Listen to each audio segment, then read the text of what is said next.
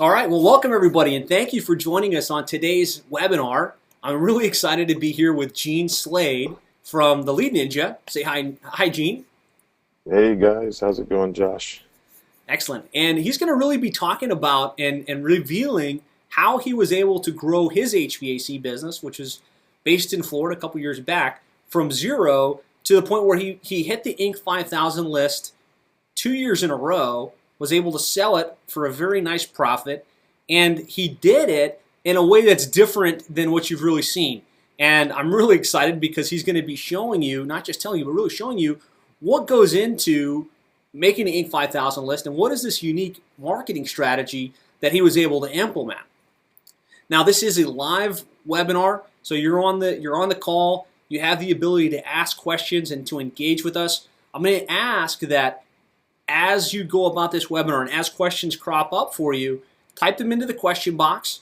We'll do our best to pause, answer those questions for you, and make sure you get as much out of this as possible.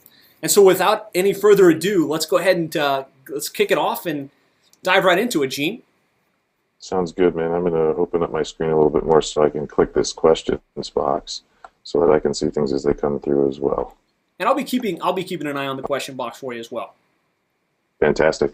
Awesome. Well, thanks, guys, for joining us. Man, what a pleasure to come from the contracting side as you all are in and to be able to break out of it and really go into helping other HVAC, plumbing, and solar contractors around the country, generate large amounts of capital growth, revenue and everything in their business. So appreciate you joining us. We're going to talk a little bit today about what I did in my business in order to get us from a point where we were a startup to the Inc. 5000 list the last 2 years before I sold the company, and what marketing I used specifically to do that. So my promise is that if you stay with us through this, I'm going to show you exactly how to get more leads, more sales, without experimenting or wasting money on things that don't work. Because, man, if it hadn't been for this strategy that I'm sharing with you today, there's absolutely no way that I would have been able to do what I was able to do with my company and create a bidding war towards the end. And I mean, we sold it in 10 days. When we decided to finally sell it, we sold it in 10 days without a broker. And these secrets are going to unpack exactly what made that happen for us. If you stay until the end, we're going to give you the radio advertising implementation blueprint. Actually, what you're seeing here today, we're going to ship it back off to you so that you've got notes and everything. If you miss something, you'll be able to get it. Guys, this is your business, right? I encourage you to shut your cell phones off, kick Facebook off. We've got so many distractions nowadays. If we're able to just take a little bit of time and get uninterrupted and get focused, focus is really about that's how you get things done in business. So don't let anything else compete for your time and your attention right now. If you're a plumbing or HVAC business owner and you are serious about your business, and not just serious about your business, but about taking it to the next level, getting better results, I promise you the information that I'm going to share with you, it changed my life. It can change yours as well in 60 to 90 minutes. A little bit about me and my history. I kind of grew up in the industry. We're going to talk about that in a little bit, but I had a company that hit the Inc. 5000 list 3 times, actually. 2 times we were on the Inc. 5000 list, and then once we were the top 100 fastest growing contracting companies in the country. We were 59th on the list. Nice. So we grew the company and sold it. We were 2 times Inc. 5000, 1 time top 100 fastest growing companies, and then we sold the company in 10 days. I've had top articles on Contracting Business magazine, and my story starts where I really got, kind of starts where I got fired, my business life, if you will. I had $100 in the bank, and I started my business from the ground up, from concept. So if you're out there and you're a startup and you're starting from concept, I understand what you're going through. It's a challenge. I almost went broke doing it myself. So let's talk a little bit about my journey in HVAC. I grew up working for my dad's HVAC company in Michigan. So I understand Michigan climate. I understand the Florida climate that I'm in. I've traveled all over the country, and I get all of the climates. And this, what I'm going to share with you, will work for any climate. So don't worry about where you're located in the country. Um, when I was young, my father was pretty hard on me, and I owe everything to him for that. He fired me 12 times in the first 3 years that I worked for him. It was, boy, go sit in the truck for the rest of the day. So I had plenty of days thinking about why I got fired. For instance, if I took something out of the basement without, if I went out of the basement without taking something we didn't need anymore, I was fired for the day. So my dad was tough. He taught me things that I needed to know. By 14 years old, believe it or not, I had enough competence to lead an installation. So towards the end of my 14th year in life, he got me a driver / helper, and we went out on the road. And I separated from him, and I was our first crew, if you will, other than my father. And I worked with him till I graduated high school. Went to college, wrestled for University of Tennessee. If any of you out there are wrestling fans, I'm a big wrestling fan. Returned from Michigan to meet my wife, and I had a very short stint as a furniture salesman in Flint, Michigan. They've been on the news a lot lately, and that was right when Buick City shut down, and nobody was walking through the door. So I reverted back to what I knew, right, as most of us do. Went back into HVAC as an installer. Very quickly was promoted to foreman, and then my life changed. I sent out 50 resumes to Florida, 50 resumes to Michigan for a sales job. I was like 20 years old. Nobody wanted to give me a sales job. But I landed my first straight commission sales job in Michigan. And that's when I realized there was actually money to be made in the industry. My father's business, we were two Genes in a truck. So we were one of the low bidders. It's just how it was. We worked out of our house. I had never seen an HVAC company that had made money, or a plumbing company that had made money. My uncle owns a plumbing company, and I've never seen that, any wealth really come from the industry until I went over and worked for this other company. And then later, come to find out, I landed my job at the most expensive HVAC company in town, and I mean by a lot. They were 15% higher than anybody close to them, and we had some other higher price competitors in the area. So I really cut my teeth the right way in sales in this industry. I had to learn right away how to sell myself, to sell my company, and sell the difference between a good install and what my father and I used to, sell. And fortunately, I found a man by the name of Charlie Greer, who later became a mentor in my life. I locked onto his system. He introduced me to Zig Ziglar, Brian Tracy, and all those guys. I'm sure you've heard of them. But after meeting him, Charlie Greer taught me, fast forward 3.5 years, I'd done $4 million in sales. So I was thinking pretty big of myself at the time, because I came from this little town, called Fenton in Michigan, and it's a small town, and we're not around big cities. I didn't know anybody else that was selling over $1 million a year. So I got bored, and believe it or not, I'm making well over $100,000 a year, and I'm bored. I get easily bored. So I started interviewing for car sales jobs, and nobody wanted to hire me. They're afraid that I wouldn't make as much money in car sales as I did in HVAC, and they were afraid I'd quit. So I was tired of the cold. One day I just decided, to heck with it, I'm going to Florida. So I called Charlie Greer, and he made a telephone call, and in 5 minutes I had a company that wanted me, flew me down, gave me a signing bonus to come down, and we moved down to Florida. When I got to, the reason I went down to Florida is because I found other guys to compete with, other guys that were selling over $1 million a year. So that was exciting to me. Holy cow, there are people that are doing more than me. Let me go out and compete with them. Well, the day that I moved down there, the guy I moved to compete with ended up taking a job for a company in Tampa Bay. So I had nobody to compete with. Here I was training the crews. So 8 months later, that company out of Tampa poached me as well. And I moved up to Tampa Bay. Now, there's a lesson in this for you guys out there that are trying to grow. This company took me from this other company. I'm selling over $1 million a year, and They made a very small 5-figure investment, the smallest 5-figure investment you can make, let's put it that way. And I moved and signed a contract with them. They had golden handcuffs on me, and I went to work immediately building a sales team for them. I talk to my clients right now. Poaching's a bad word for a lot of people, right? Because you've been poached. But that is the fastest way to grow a company if you've got leads. Go out there and pay somebody to come to work for your company.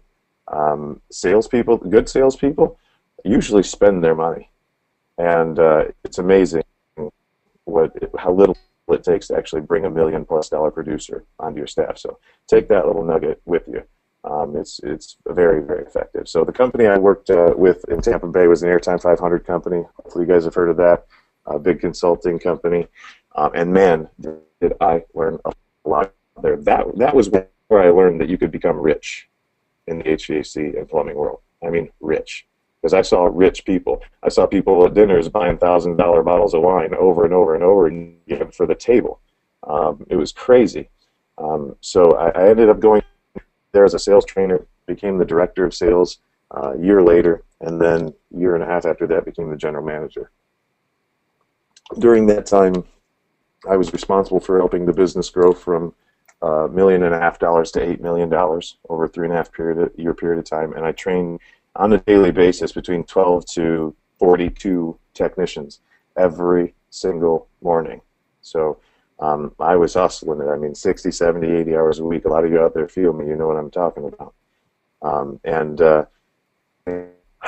Along this time, I told the owners that I was considering starting my own business, and I gave them a timeline.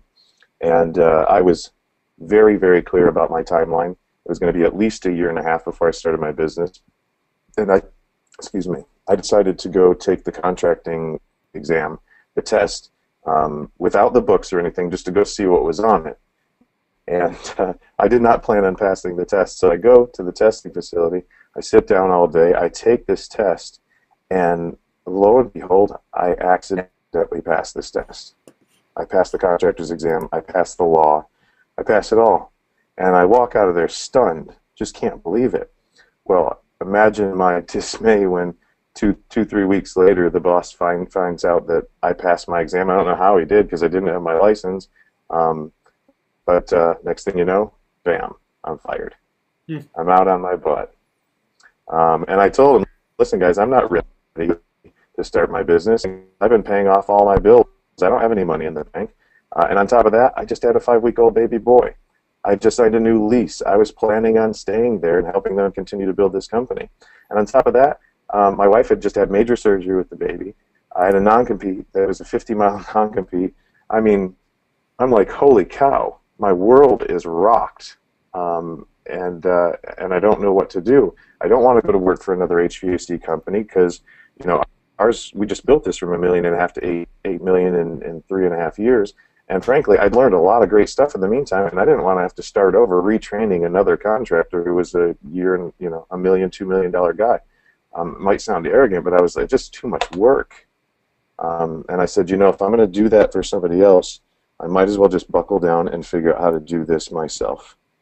And fortunately, I had been doing a radio show for the company that I was with, a 1-hour-long radio show where I'd get on with somebody else and me, and we would just BS about air conditioning for, you know, an hour or so. But throughout that time, I started to develop tactics, strategies, things that would work that would help to get the phone to ring. So I started pulling in, you know, 10, 12 customers a week with this show, and they were happy as a pig in poop. I mean, they're excited. Not only are we branding now, but we've got a call to action. We're bringing in leads. So that's what I had been doing the 2 years prior. So now I'm fired.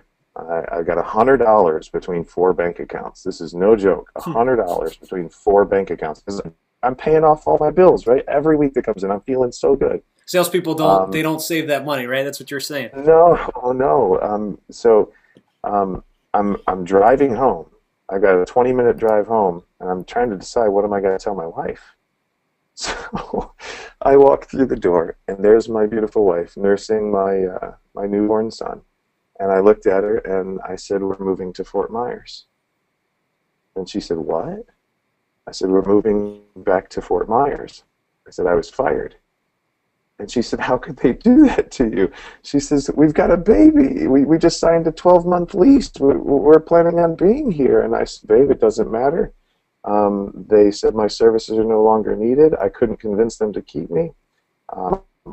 I showed them that I found $100. And they said, we're just not going to take the risk.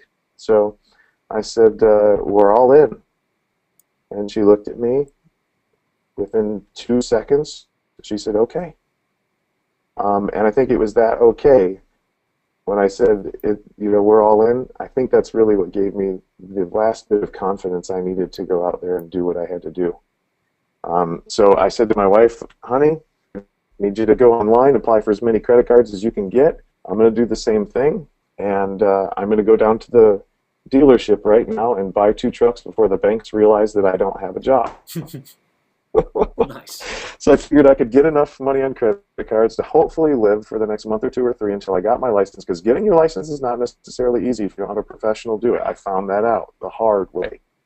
I went 3 months almost without any money coming in, and so I lived on credit cards. But there is a little moral here. When I committed, I took massive action. And if any of you out there follow Grant Cardone's, some of you like him, some of you don't, I'm sure, but they talk about massive action, taking massive action in your business. Taking massive action is what you're going to have an opportunity to do today, tomorrow, the next day, every day that you get up, and that's going to be the difference between you rising to the top or staying with the rest of the people and just complaining about things for the rest of your life. So let's talk about the odds. My odds, I had 3 things that were going in my favor. Number 1, I had great credit, right? Because I was paying off all my debt. That was why I didn't have any money. I was a sales trainer. I knew that I could train salespeople and that I was a good salesman. And I was a radio show talk host, a talk show radio host. I knew how to make the telephone ring. So I knew that if I could make the telephone ring, I could at least go out and make the sales for now, and that I had enough credit to buy a truck or 2. So I said, okay, so there's the odds. That's what's in my favor. And then I look at the risks, and I'm like, I could go broke. But how much broker can you be? Then, $100 between 4 bank accounts. I was broke, but I guess at the time, it didn't seem like I had that much to lose because I knew how to sell. And then I was starting a family simultaneously. Like 3-4 years later, Charlie Greer said to me, Gene, you realize that you've just done like the 2 most stressful things that you can pretty much do in life. You've gotten married, you've had a kid, and you started a business at the exact same time that you had a kid. Those 2 things are like top of the list. I didn't realize it, but he was right. But it's made me a much stronger person today. So you combine those 2, there was a lot of risk. There really was. But the good news is that it worked. We committed. We took that massive action. And the very first radio show that I ran, it was a back-to-back 2-hour show, hour to hour. We generated 27 leads, 27 requests for maintenance on customers' air conditioning systems. And we had an amazing offer, and I'm going to tell you about that just a little bit later. It was one of the keys. So fast forward a little bit, 18 months later, I paid off. I think we took out, it was over 20 credit cards.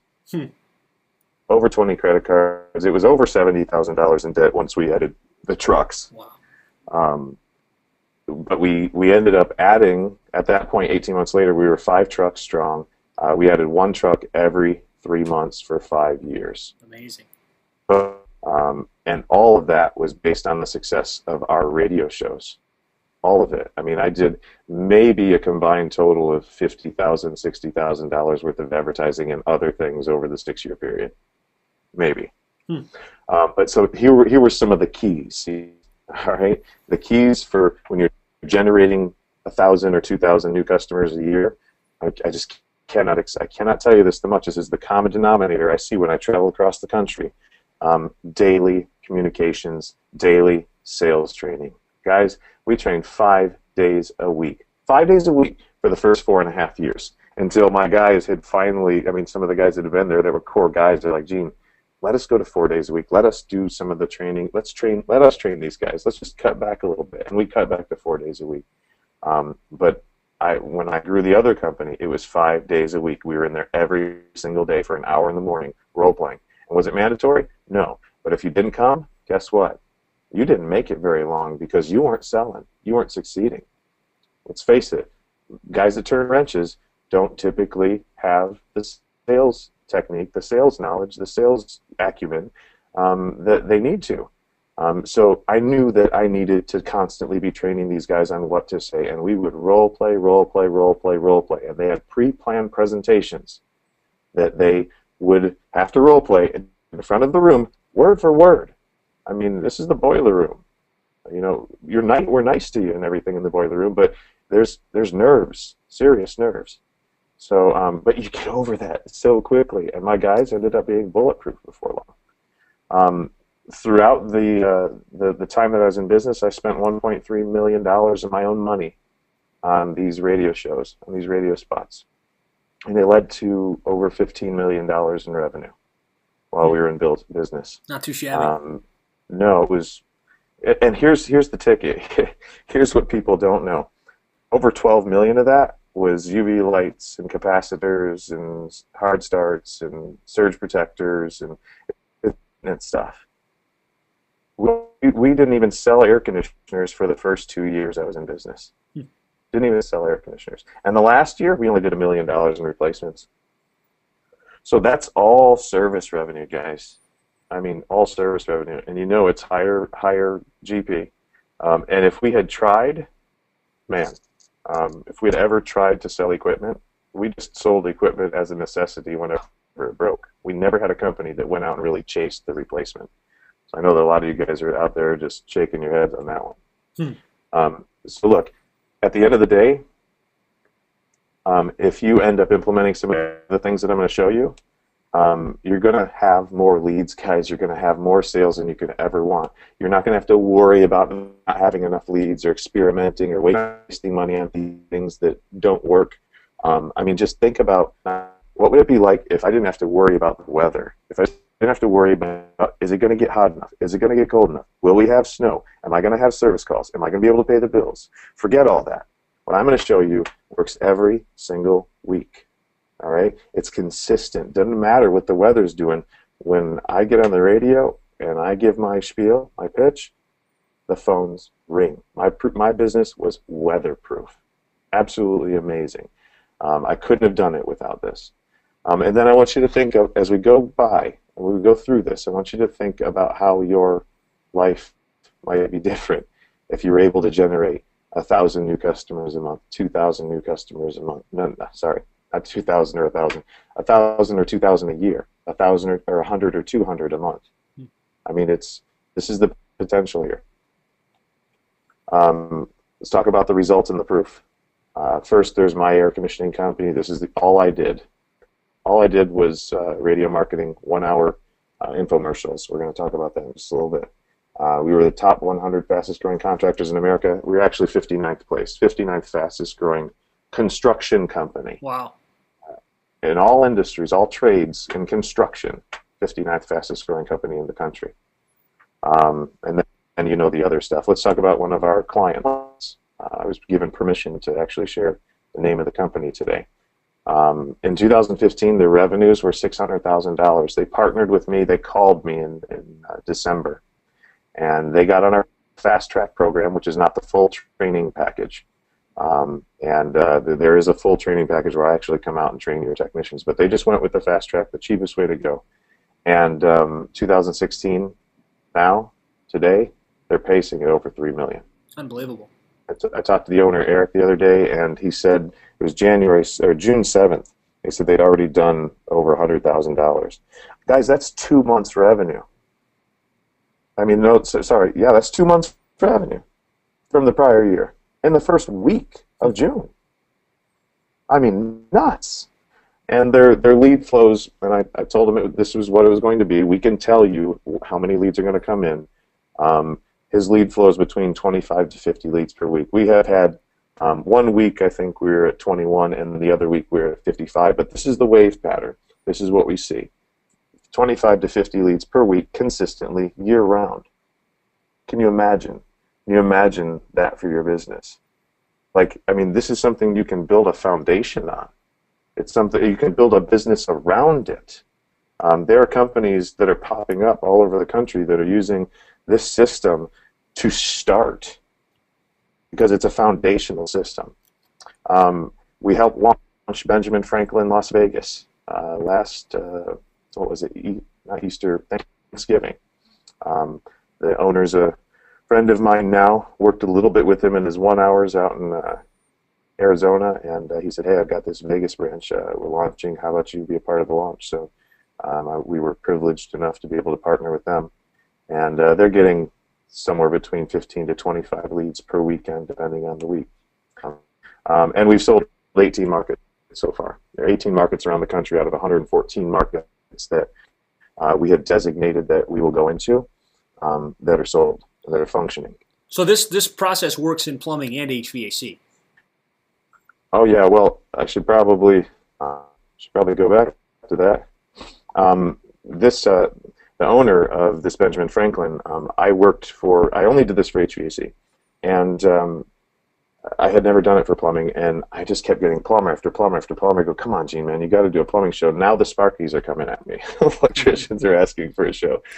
So my friend, I said, yeah, I'll create a show for you. You're willing to take the risk. I'm willing to go ahead and do the writing, put in the time. I locked myself in my office for a little over a week, no distractions, no cell phones, no Facebook, none of that stuff. And I had a conversation with my mentor, Charlie Greer, about plumbing, and rapped with him for about an hour and a half, and then that next week I just cranked it out. I had 3 or 4 different drafts.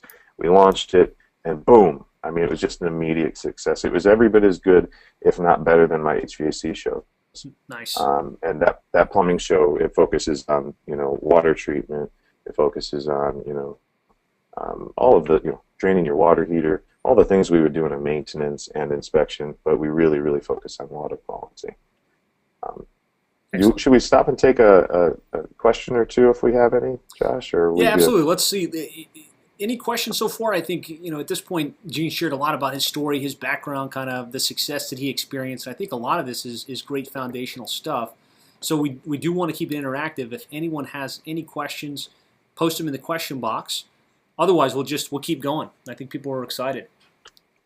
And you can write your question as we keep going too. We'll just keep looking for it. Yep.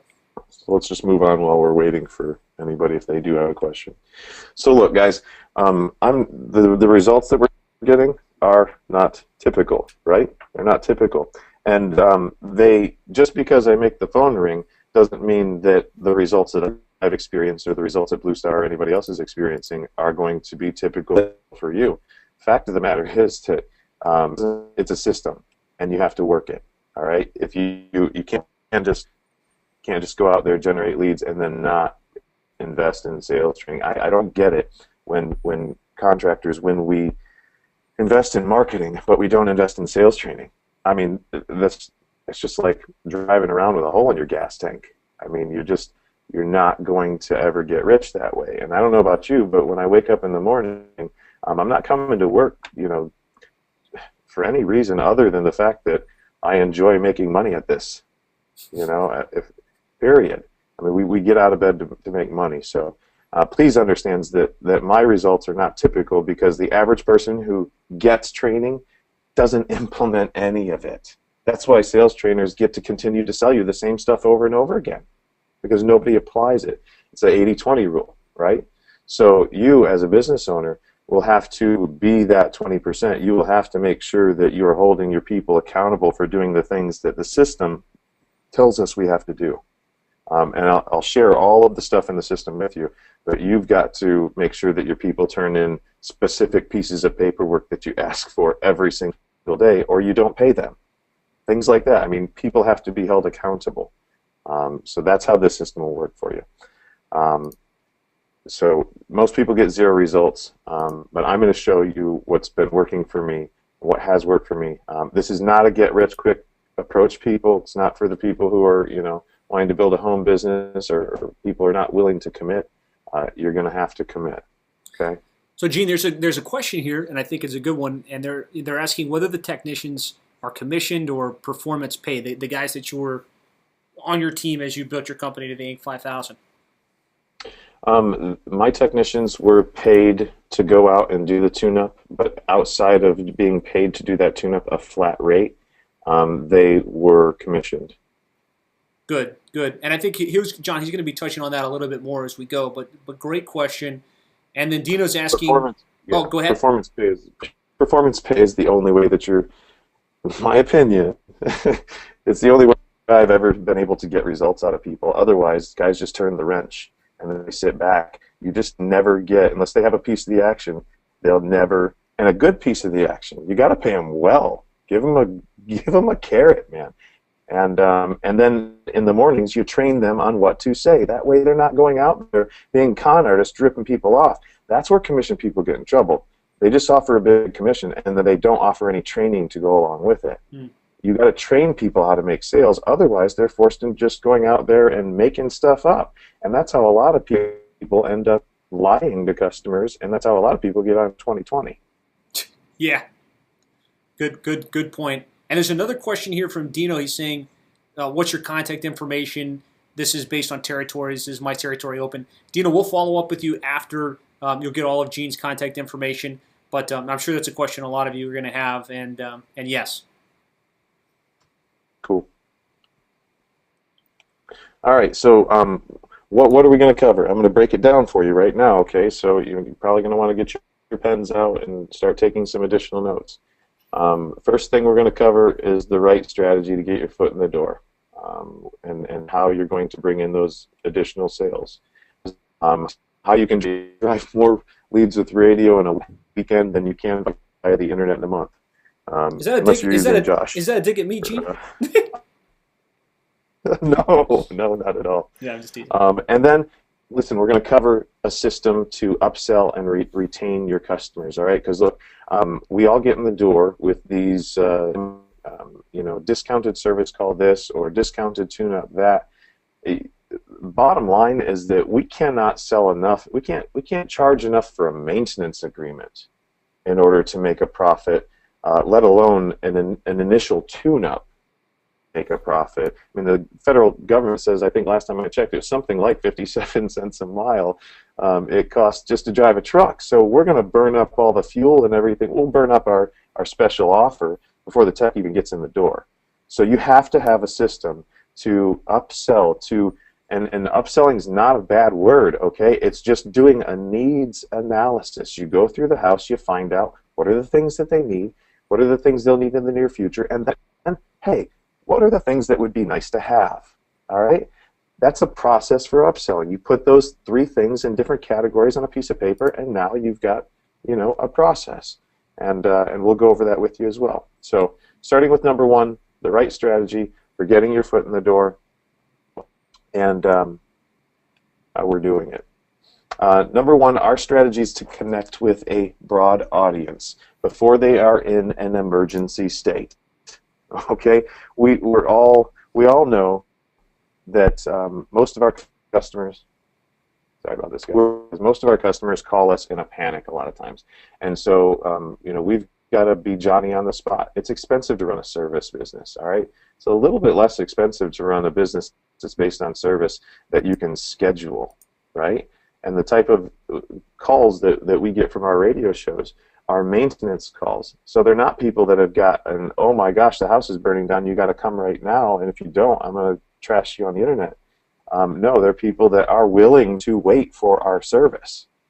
Look, there are hundreds of thousands of homeowners in your area. If you're calling from an area, we normally work in areas that are 400,000 people and more.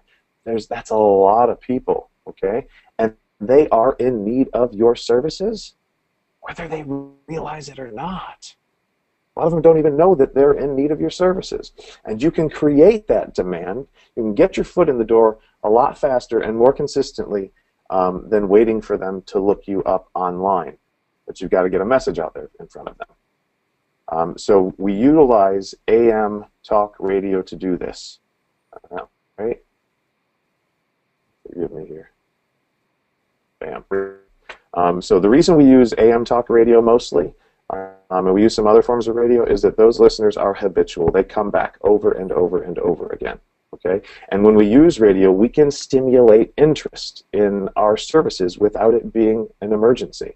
Now, guys, I'm not talking about 30 or 60-second spots. I'm talking about a 1 hour long spot. We're going to talk a little bit more about the 1 hour long spot, but it's either 30 or 60 minutes where we've got uninterrupted airtime, where we can tell a story, where we can paint a picture for the customer.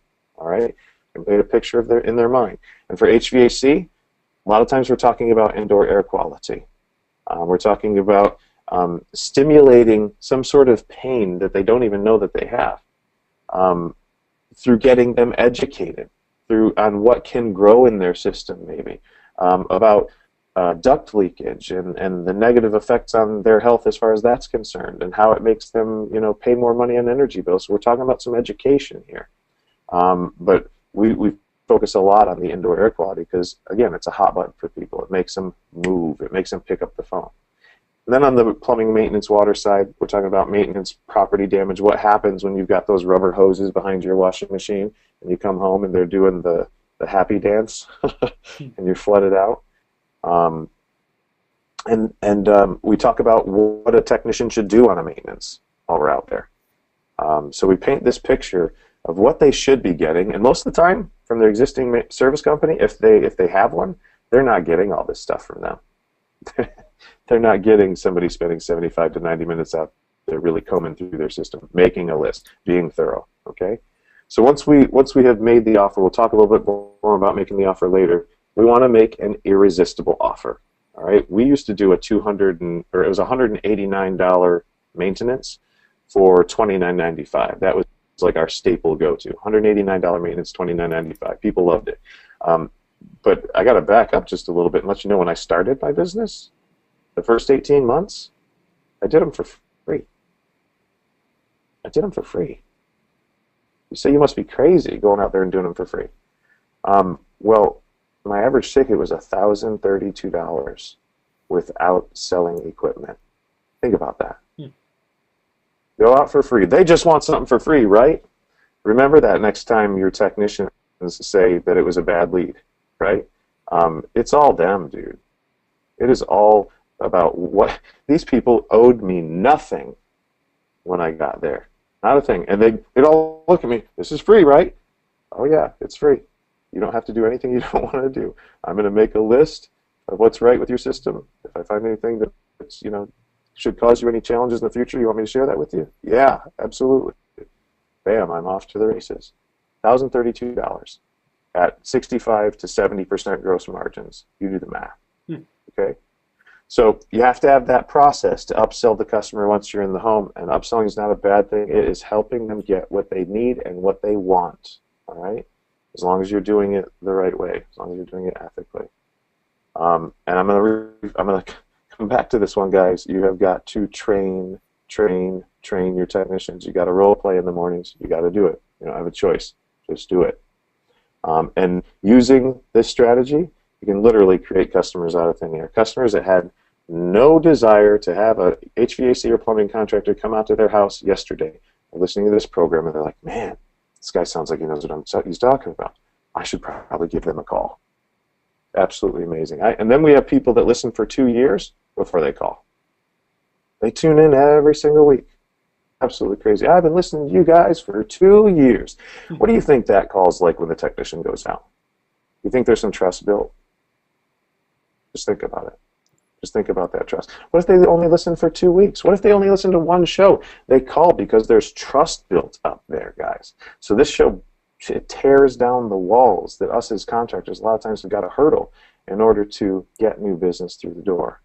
All right. So I thought what was really cool about Secret One, Gene, is it kind of represents a paradigm shift from just saying, okay, we're gonna wait for the AC to break or wait for the plumbing to break and get those people to call us, to let's insert ourselves and create demand and position a problem in the mind of our customers' eyes so that they say, oh man, wait, what this guy's talking about, I might have that issue with my water, I might have that issue with my HVAC system Yeah. and generate calls out Yeah. of thin air instead of waiting for them to be in an emergency state. What you said, I thought that was a powerful insight from Secret One. Any questions on this, guys? The whole concept of creating a foot in the door as opposed to just waiting for the customer to have an urgent need. A lot of people talk about educating the customer. I hate that word. I hate the word educating. I prefer what my mentor says, and that's you have to enlighten them, right? Educating seems to me like talking at a customer, but I enlighten them through education by asking them questions. Did you know this? Did you know that? And they don't turn me off like Charlie Brown's teacher. You know what I mean? Nice. Should we move on? Yeah, let's dive into the next section. Secret number 2, guys, you can actually drive more leads with radio in a weekend than you can via the internet in a month. It really, really, truly is a fact. Most plumbing and HVAC business owners, like myself, before this, they think that radio is extremely expensive and it won't drive an ROI. And guys, I've got to tell you, you're right in 99% of the instances. You remember earlier I said I almost went broke as an HVAC contractor. It was because of a bad radio deal.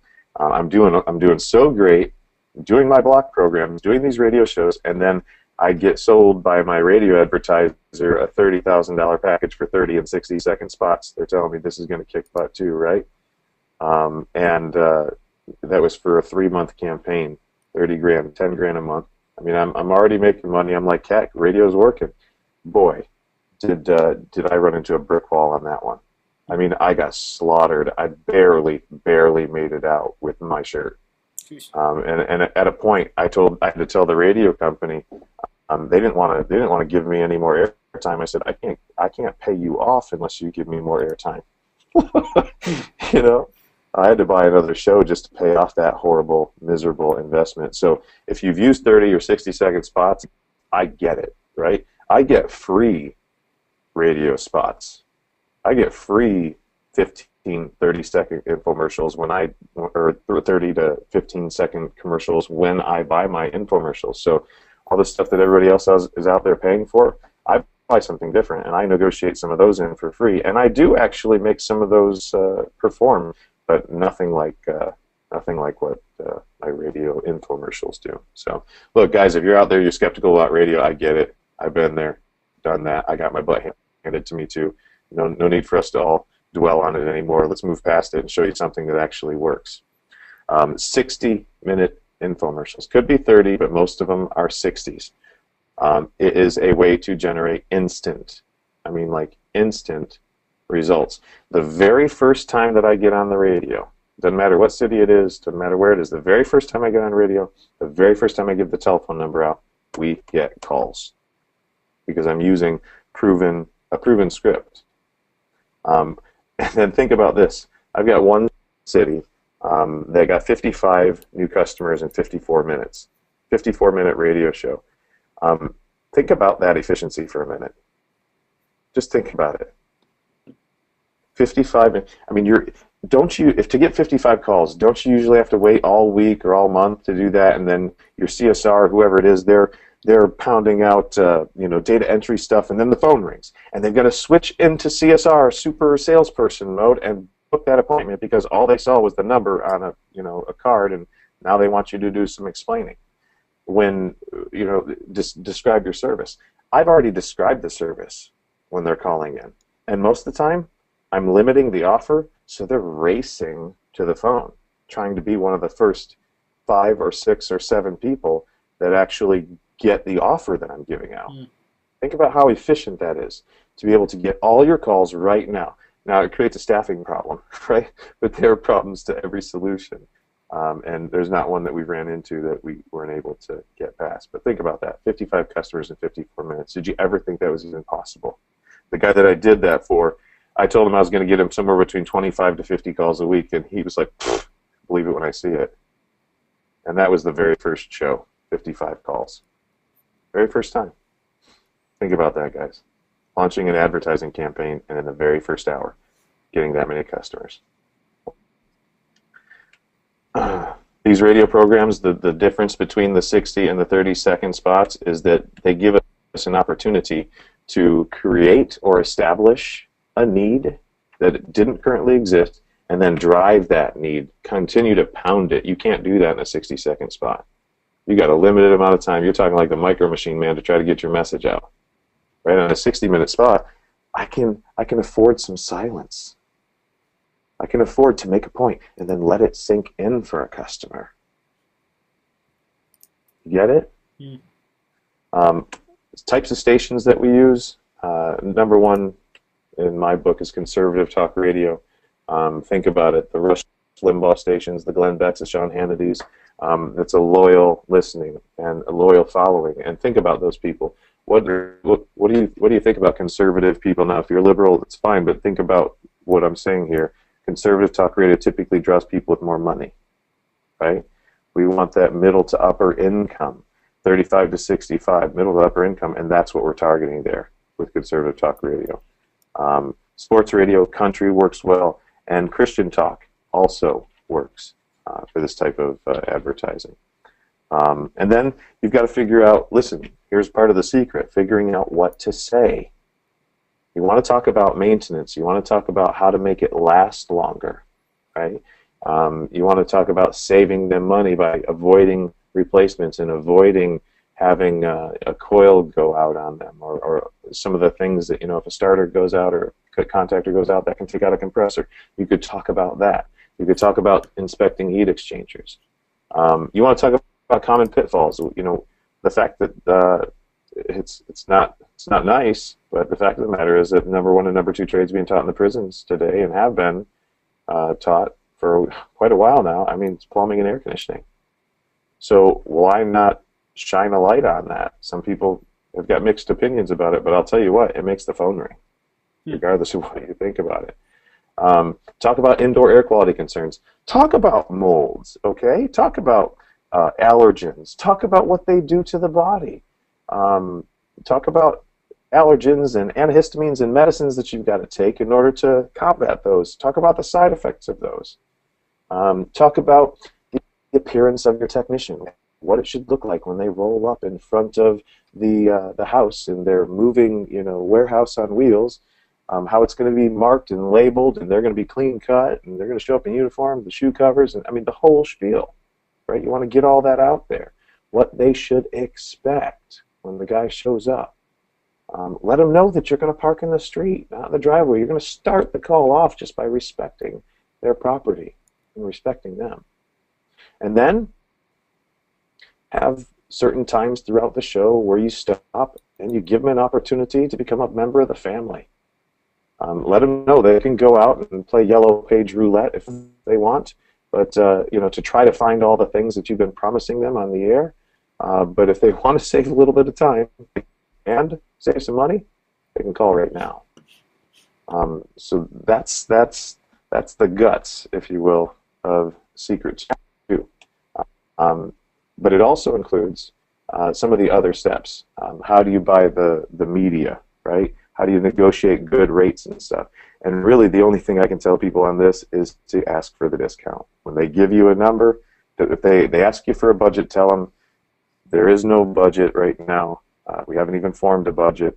We're just looking to figure out what it's going to cost us to get online, and we'll be able to make a decision very quickly.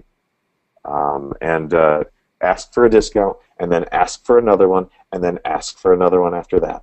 Just keep asking for discounts until you get enough practice under your belt, enough time goes by to where you know what you should pay for a 1-hour slot in in your area.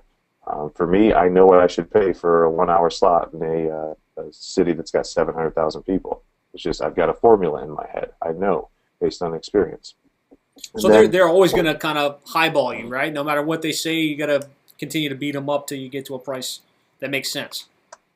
Yeah, I overpaid for way too much radio in the first 2 or 3 years of my career.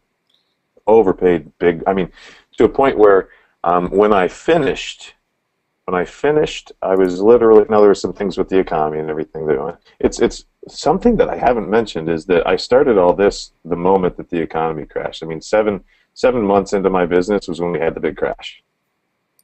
And this strategy launched me through the entire recession. Nice. We grew every single day through the recession, every day. So I forgot to mention that. But as far as negotiating is concerned, once you've learned the dance with the radio stations, get yourself a buyer, and then you can have the buyer handle a lot of the back and forth for you if you want. But understand that that's going to cost you 10 to 15% on top of, whatever it is the radio station gives them. And that's just industry standard. Sometimes it helps to have those guys, though. You don't have to be the bad guy. And then look, get ready, because once the time is set, once you've got your script and everything down, once you are, you've practiced it and everything, and you go on air, be ready for the calls that come in.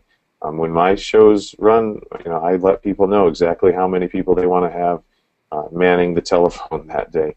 And then you also want to make sure that you record everything that comes in from that telephone number.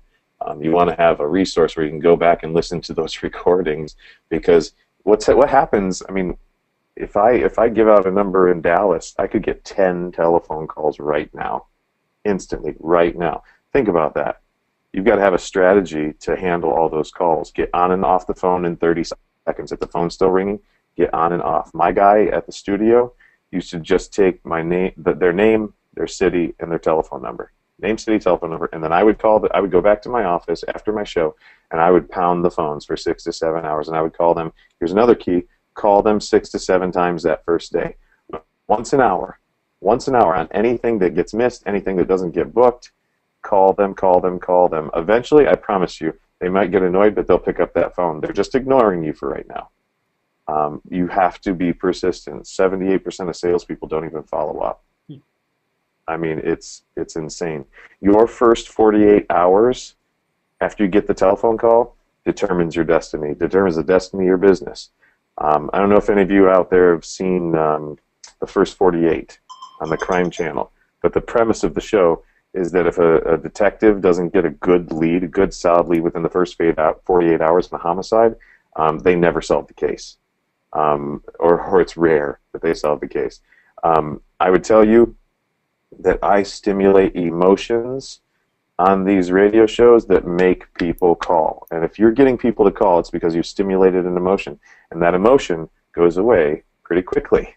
All right? So you want to get right on that lead. If you missed it, if something happened, follow up. The first 48 hours is key. It's harder and harder to get them booked every single day that goes by.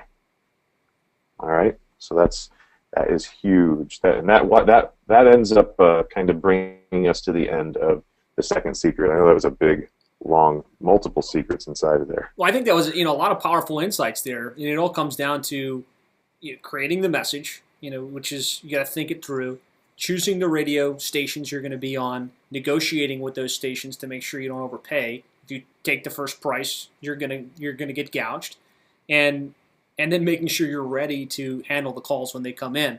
So powerful stuff there. A couple questions did come in. I don't know, Gene, do we have time for a couple questions? Yeah, absolutely.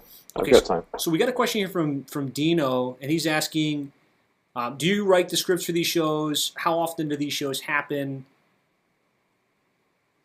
Yes, I write the scripts for the shows, and the shows air weekly. The block programming that we're talking about, the 1 hour spots, it's rare to find an advertiser that will sell you less than 13 weeks. In the bigger cities where this advertising is in demand, they can demand 52-week contracts occasionally. It's not that common, but and we can usually fight against it. Obviously, we've got all the experience negotiating. We'll go, come on, guys, seriously, give us a break, So we can play that bad guy. So Dino, obviously, Gene has a program where he can write the script for you, he can record it, he can do all of that, or just using some of the insights he shared here, you can write your own script, right, and go to the studio and have it recorded either Absolutely. on your own. But great question. Another question someone asked, and I'm not sure if this is on a market by market basis, but someone asks, how much do you typically pay for an hour of radio advertising time? I have places where I pay $65 an hour. Oh wow! And then I have places that charge $5,000 an hour. It depends on the population. It depends Mm-hmm. on the reach of the station. It depends on how in demand it is. But what you can be sure of is that whatever number they give me, I'm going to work to get it down as much as possible. Great. Good questions, guys. Keep them coming. This is what we want. It kind of, if you're having the question in your mind, there's probably others that have that same question. What I'm seeing here from, it looks like Mel, is asking, how does the election cycle impact radio costs? So something about all of the election ads, they're buying up the radio time. Does that impact the cost? Well, I would say that I have not seen a major impact on my business as far as that's concerned. No, but I think a lot of that is because we know how to buy radio. I mean, I've been doing this for 10 years. I've been doing these radio shows for 10 years. I know how to buy it. I just know what it's worth. And yeah, there is more demand right now, but if you know how to buy it, you're not going to get gouged.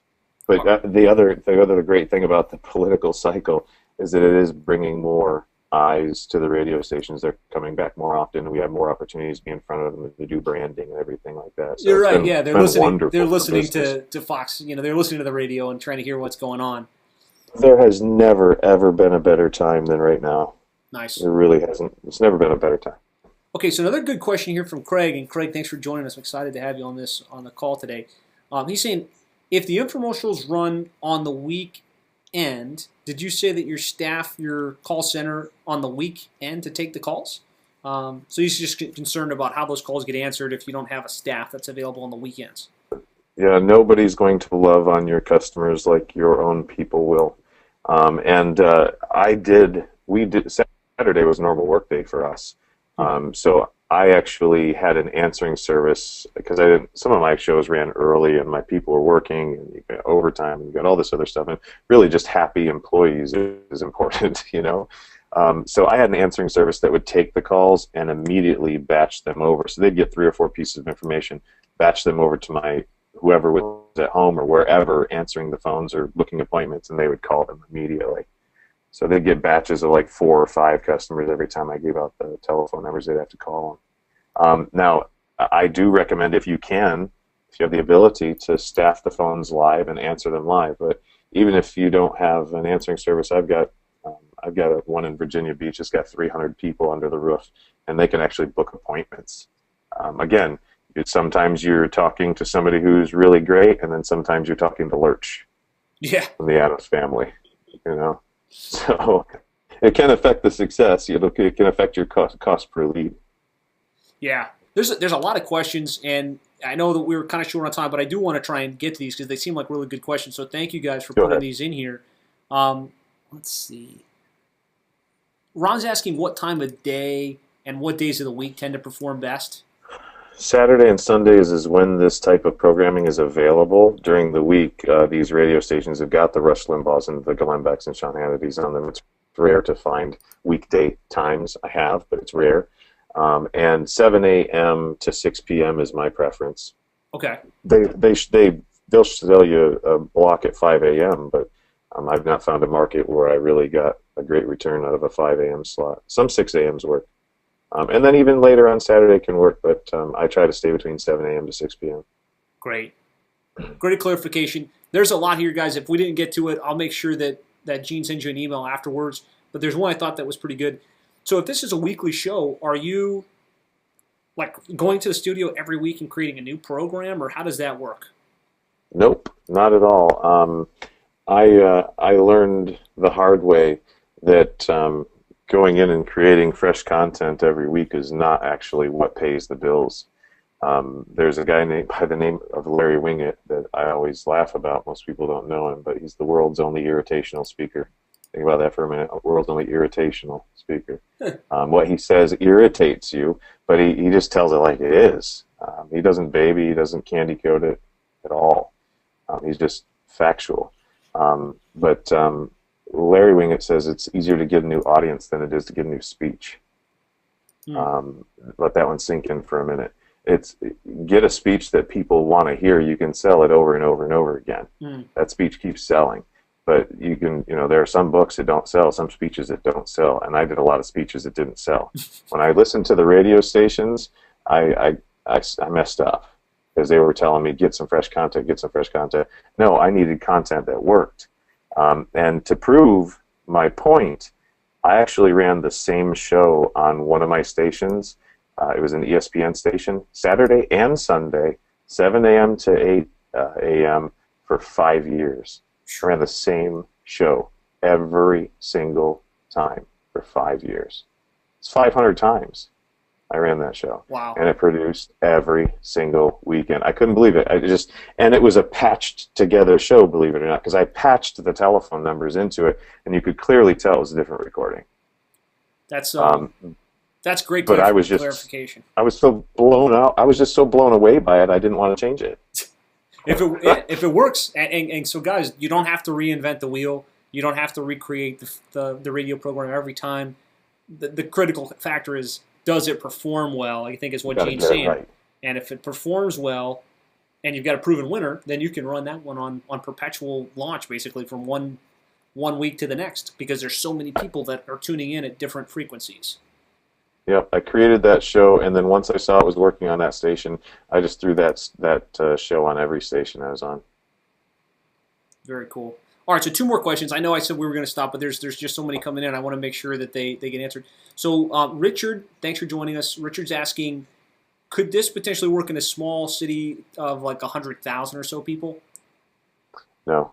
Okay. What will be the kind of the population threshold that does work?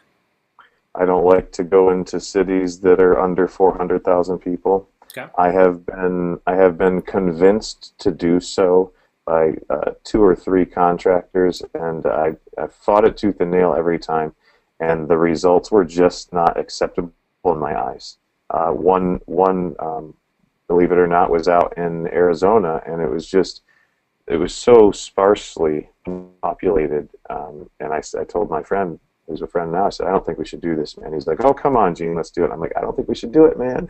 He's like, let's do it. And 4 weeks into it, I was like, dude, we got to cancel this. We got to cancel this. We got to get out of this. This is not working. And so, yeah, I don't like to go into areas. I would say that, you'd have to twist my arm really hard to go into an area that was smaller than 300,000 people. Okay, good. That's great insight, guys. Listen, make sure you're in a DMA that supports this type of program. Yeah.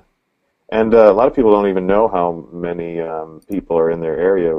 Best thing to do is to go to krgspec.com. That's KRG spec, S-P-E-C, spec.com.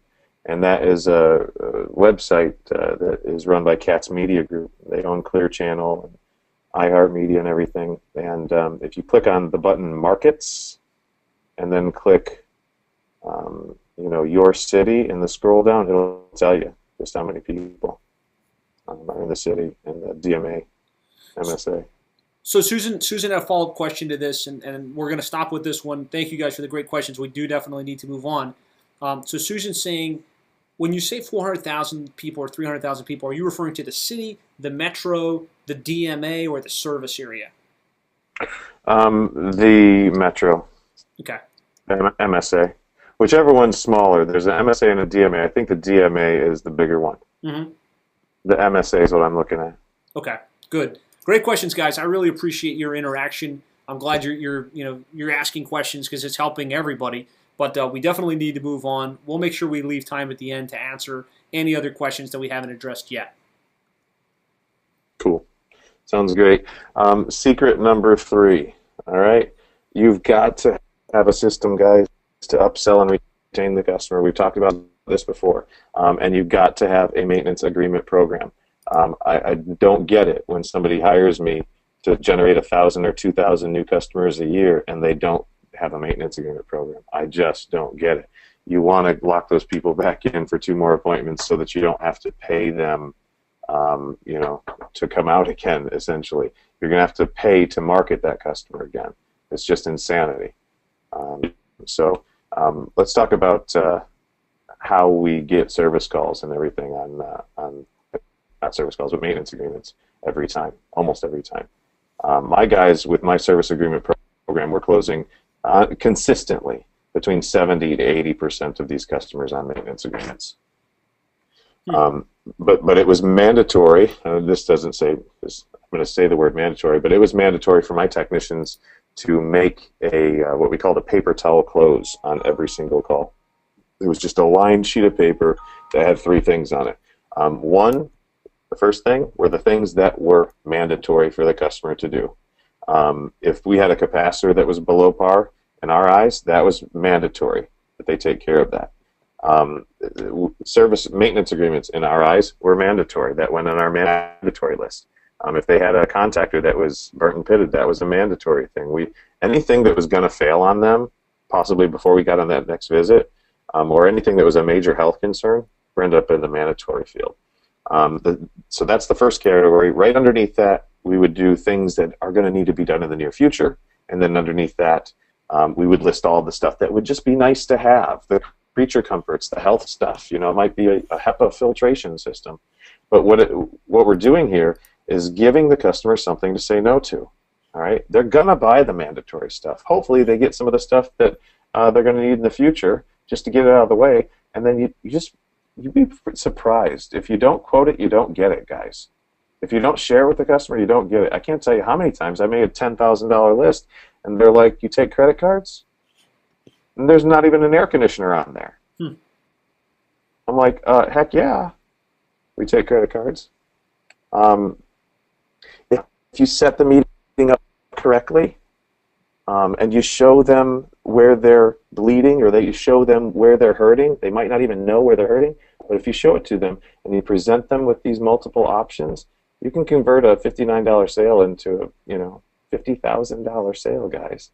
I had one sale that converted to $123,651. Think about that, 123 grand. That pays for some radio advertising. Yeah, it will, won't it? Absolutely nuts.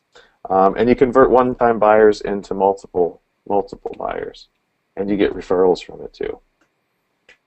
So you've got to have a system to upsell and retain your customers. You got to use maintenance agreements. As far as maintenance agreements are concerned, look, you can't charge enough for an agreement to be profitable. So get over the price of the maintenance agreement. It'd be better for you to give them a free agreement than to pay $100 to $150 for 2 more leads for 2 more appointments. If you've got to give them the agreement, give it to them. Some people won't agree with me on there, but you've got to make it like they're almost like they're getting such a good deal that they're taking advantage of you, but you know it. All right? They know it that you know it. And see, here's one of the keys. I doubled my maintenance agreement base in 14 months using the maintenance agreement program that I had, and it was a discounted program, but I made my program so irresistible that my techs actually thought that anybody that didn't sign up was a fool. Now there's a nugget there. That's powerful.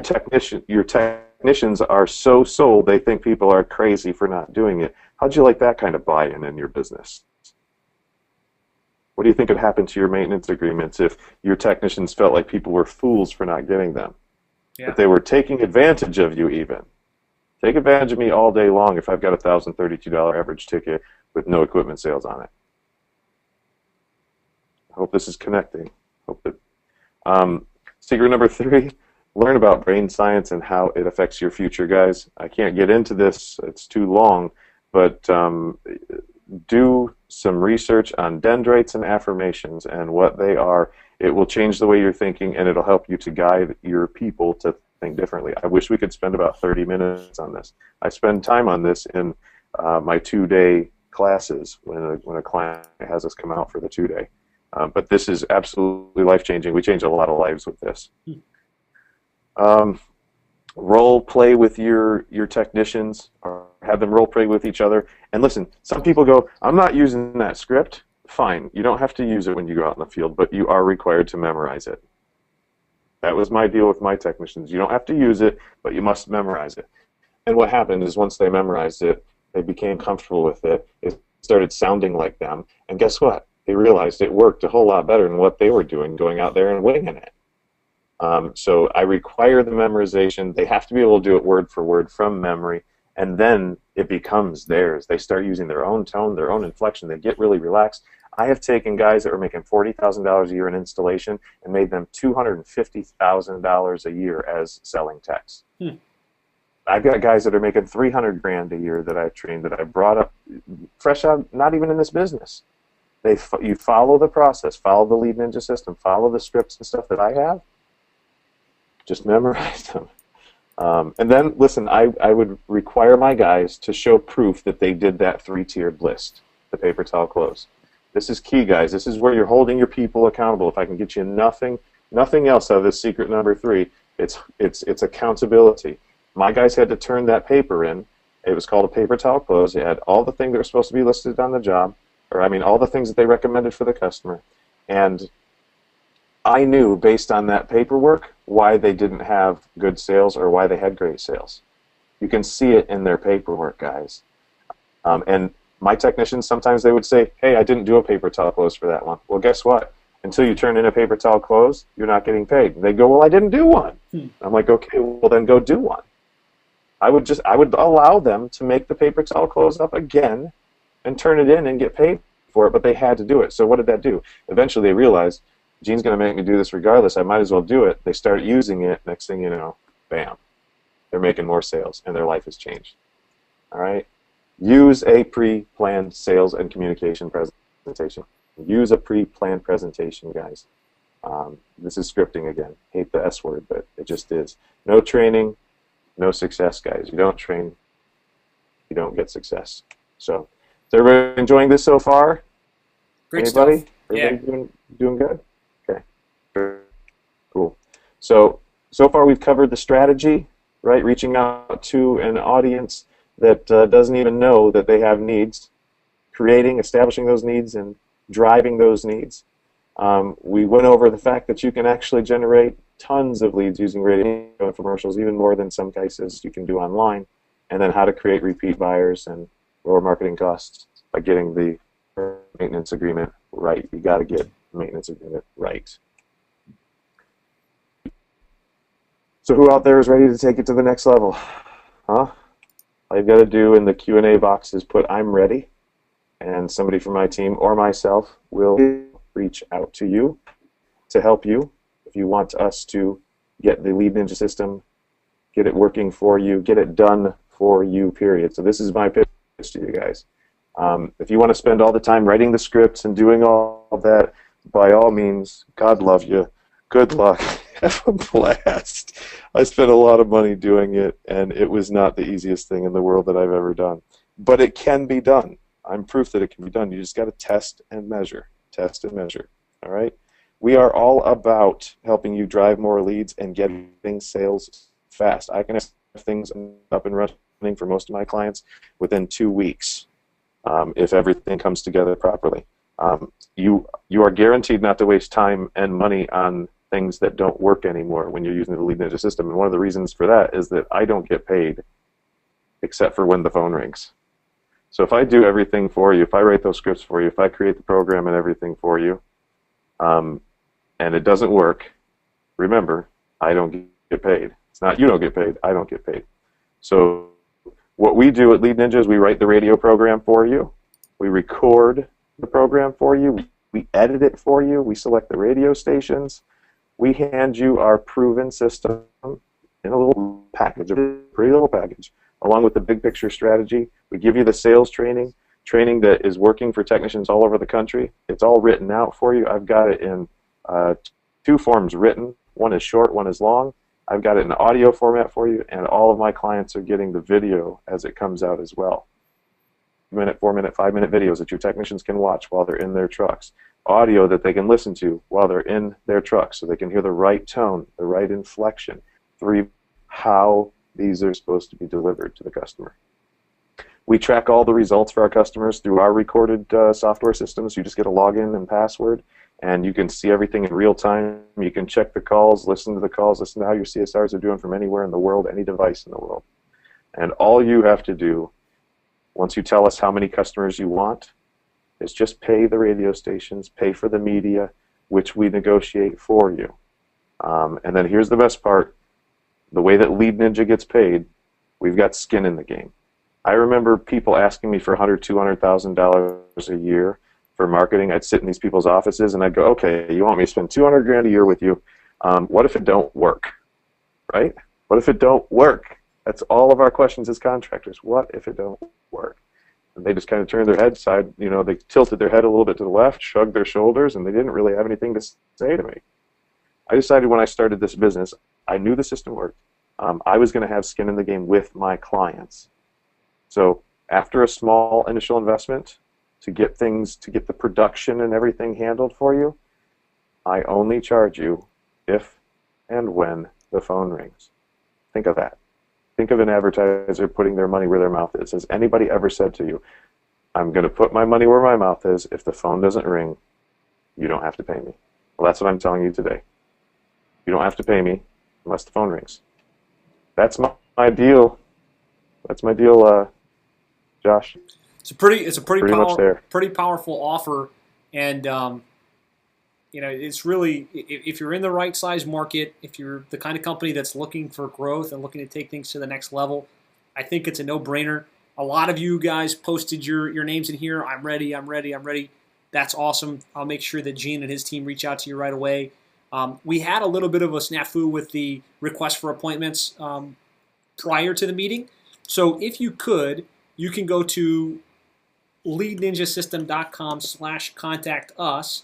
I'm also going to put a link here as an answer to all of you guys, where if you go to this page, you can request an appointment with Gene. For those of you who stuck around, we're gonna. All you've got to do is let us know, and we'll send you this slide presentation in PDF format so that you can use it as your blueprint. So was this great stuff or what? I mean, Gene has opened the kimono. He really built his HVAC company from the ground up to making the Inc. 5000 list in less than 6 years, sold it for a nice profit, and he's basically showed you his strategy, which is different than probably what you've been exposed to in the past. It's something completely different. He's implemented this for plumbing companies. He's implemented this for HVAC companies. Again, it's not a great fit for everybody and in every market, but if you are the right fit, this to me seems like a no-brainer to look into and to check out. So I hope you got value from today's session. I really appreciate you guys investing your time. Gene and I, our true intent is to provide value, to give you ideas and strategies, and really empower you to increase your sales, grow your revenues, take your company to the next level. So hopefully you guys see that. And we do want to stick around for other questions. So if you have other questions for us, post them in the question box. Gene and I will hang out as long as necessary to make sure everybody's taken care of. Thanks for tuning in, guys. I really appreciate all your time. And best of luck in your businesses.